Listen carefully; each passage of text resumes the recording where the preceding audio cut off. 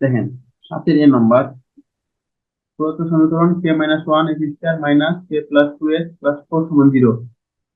এখন বলছে মূলগুলো বাস্তব ও সমান হবে। লেখেন মূলগুলো বাস্তব ও সমান হলে নিশ্চয়ক নিশ্চয়ক সমান 0। এটা মনে রাখতে হবে, মূলগুলো বাস্তব ও সমান হলে নিশ্চয়ক। অতএব নিশ্চয়কটা ছিল কি আমাদের B square minus four AC, B square minus four AC. এটা হচ্ছে বি, এটা হচ্ছে সি, এটা হচ্ছে এ। এটা মনে আছে তো? হুম।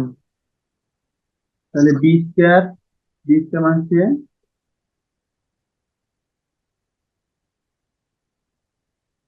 B square minus four A C.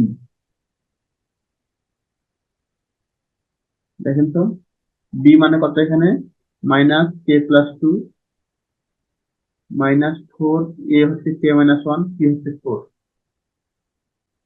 তাহলে এখান থেকে একটু কাজ করি, এটা কি সূত্রে ফেলতে পারবো তো? কে হুম। Square plus four k plus four minus 16 কে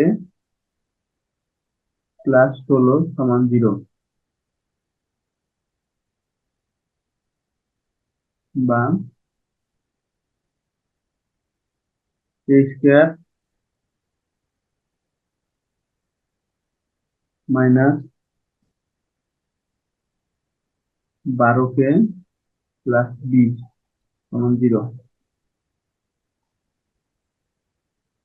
তাহলে ক্যালকুলেশন করতে থাকেন, হয়ে যাবে k square minus 10 k minus 2 k plus 20 সমান 0। বা এখান থেকে কে কমন নিলে হয় কে মাইনাস 10 মাইনাস 2 কমন, কে মাইনাস 10 সমান 0। বা কে মাইনাস 10 কে মাইনাস 2 সমান 0।